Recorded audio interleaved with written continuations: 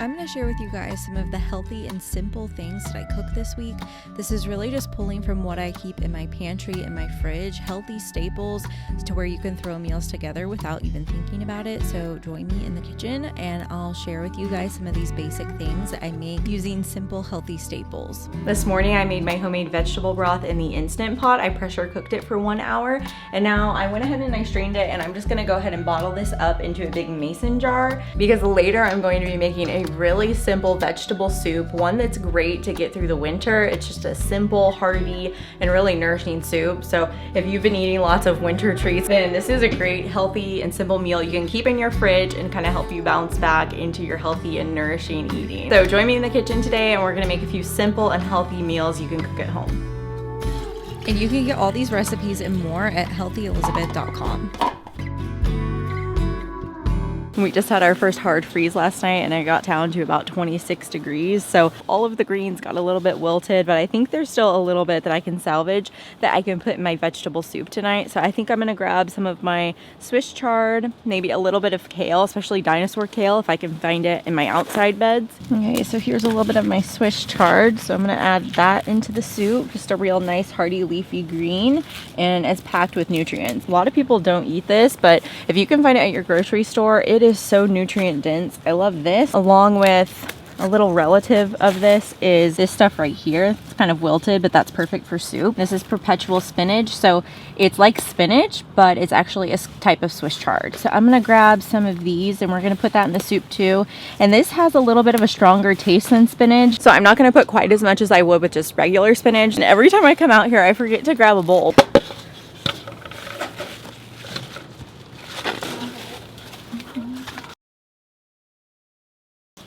I didn't think these sugar snap peas were too frost hardy, but they're still starting to produce. I might eat these with a little bit of hummus later today. These aren't my favorite variety, but they're still really sweet. So I'm gonna pick some of those and we can have some of those with dinner tonight with a little bit of hummus.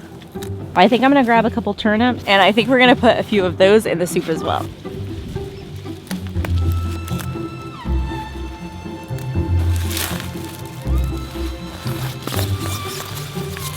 Whoa.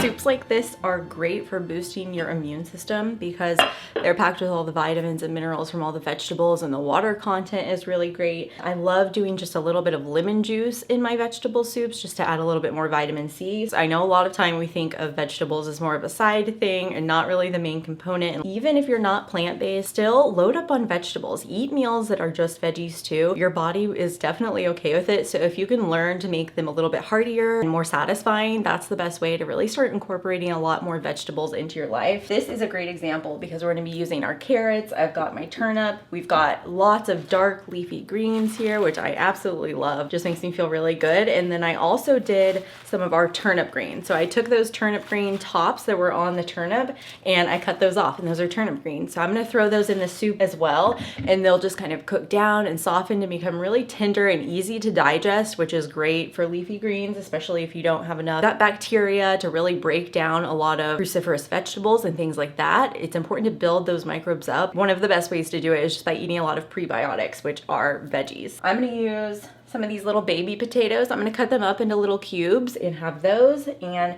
do the carrots and the turnips all the same size as the potatoes. We're gonna do some onion, some garlic. That's really good to boost your immune system and keep you feeling good all year long, but definitely in the winter too. And our homemade broth. My goal is to fill this pot with as many vegetables as I can.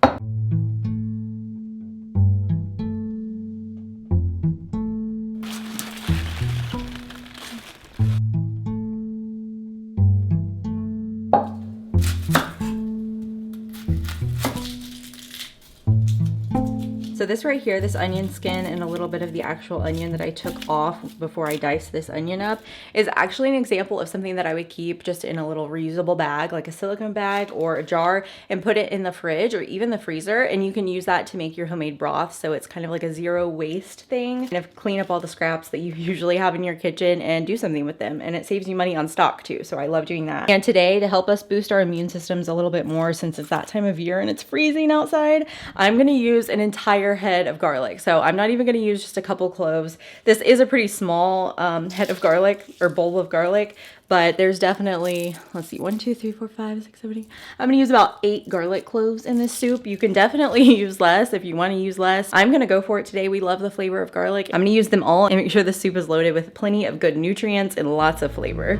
So to start this easy soup, I like to crush my garlic and give it a nice mince, and then I'll drizzle avocado oil in a heavy soup pot and add in my garlic and my onion, and I'll let it sweat down. I don't let it get too brown. And then today, since I'm using one of my homegrown carrots, I decided to peel it just to get off some of those little pieces of hair that are on it, and then I just slice that up and chop that into a nice dice. And I'm gonna do the same thing with my turnip. And this is optional. You don't have to use turnips. You could use just potatoes, you could use carrots, or you could add in one of your favorite vegetables that you already have in your fridge. This soup is really versatile, so be willing to use whatever you have on hand. Whenever I'm cooking something like a vegetable soup, I like to make sure that I chop up all my vegetables pretty much as small as I can get them. I like them to be really bite-sized or nice and tiny. That way I just feel like you get all of the different textures and the different flavors in each individual bite, and it's more of a medley compared to just getting one big chunk of something. So I like to cut my veggies nice and small. If you can see those are really nice in bite-sized little pieces, and I cut them all to a similar size. I try to even get the little potatoes into smaller bite-sized cubes so it kind of is the same size as the carrots and the turnips. And I'm gonna throw this in with the onions and the garlic that have been sauteing and just kind of cooking down and getting nice and soft. So then I'm gonna go ahead and throw these in too and get those sauteing.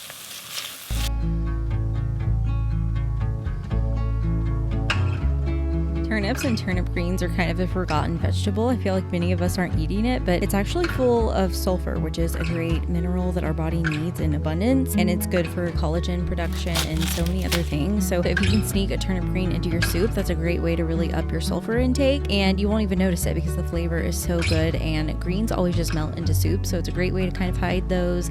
And I like that they're cooked versus in a smoothie or something like that, it would just be raw, so you're getting a different amount of nutrient uptake when you cook that vegetable down. My veggies are nice and softened, and I like it when they start to kind of release their starches and their sugars. That way it kind of starts to get caramelized. So that's what they're doing now, just like the onions did before. So even the potatoes and the carrots start releasing those starches and those sugars, and they get a little bit caramelized. So it's like kind of building the flavor like you would if you were roasting something. So it's the same kind of idea, but you're doing it in the pot, which I love because it's a one pot meal. I'm gonna give this one last stir, and then I'm gonna add in, actually first I'm gonna add in a little bit of just organic tomato paste. And I love buying this one that's in the glass jar because then I don't even have to put it in one of my storage jars. I can just put it in the fridge like this, so it saves me a step. So if you can find this one, I highly recommend it. You can keep it in your fridge for up to about 10 days, so like a week and a half. So I'm just gonna go ahead and add in about 1 heaping tablespoon of this. And this is just gonna kind of help it give like that rich, full-bodied soup texture and flavor that we love. I like to give it just a little bit of a stir in the pot before I add in the tomatoes, so that way we kind of cook off that raw flavor. And now I'm gonna go ahead and add in 1 can of my fire roasted diced tomatoes. I love the fire roasted because they just have a little bit more flavor. So we're gonna add that in, and that's gonna add more body to the soup because the chunks of the tomatoes make it really hearty. And so I love that. And then I'm also gonna add in 1 can of organic navy beans. And I just like to lightly drain these because I want most of the cooking liquid to be my own veggie broth. And since I've already sauteed some of those vegetables, they're gonna cook down really quickly. So I think what I'm gonna do is go ahead and add these kind of heartier greens in now, and then top it off with the broth and just put the lid on and let it simmer for a while. We're gonna keep it really simple tonight.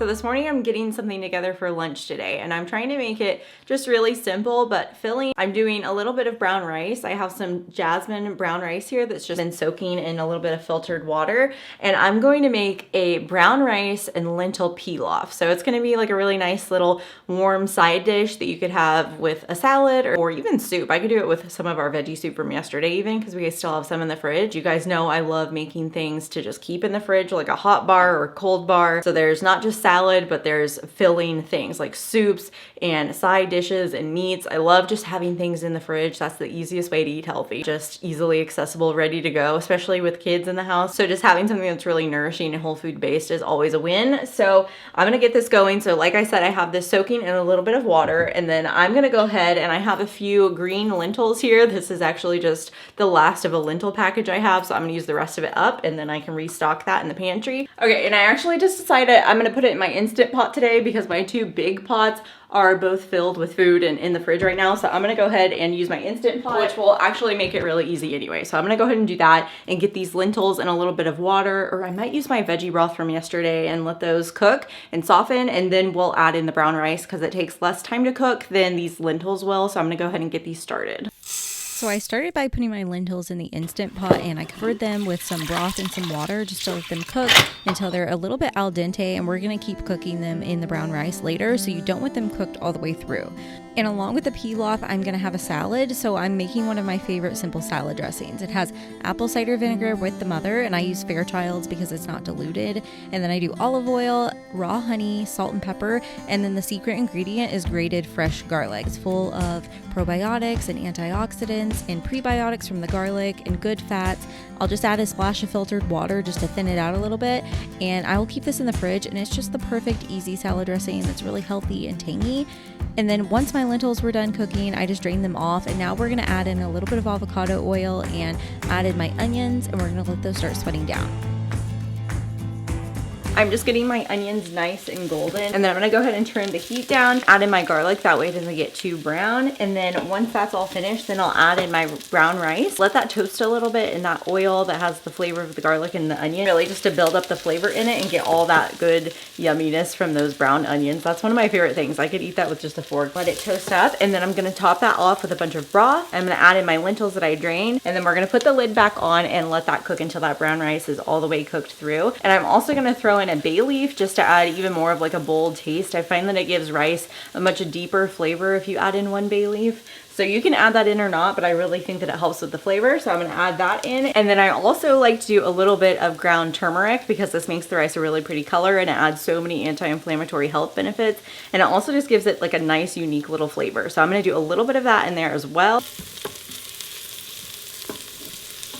Then I just went ahead and added in my minced garlic along with my ground turmeric, and I added some pepper and salt and just stirred that up, let that cook off a little bit. Then I added in those al dente lentils, and I drained off the rice that I had soaking earlier. So even though rice is a staple in our diet, many of us are unable to digest that very well. So if you soak them properly, any type of grain, if you soak or ferment them, that really helps with the ability to digest them. So I did that, and then I added in more broth and water and some bay leaf just for that depth of flavor, and then I pressure cooked this for about 15 minutes. And while that was happening, I actually went ahead and propagated one of my plants, and this was just a fun little thing I like to do because plants really help refresh the air in the kitchen, and they really are just a bright spot.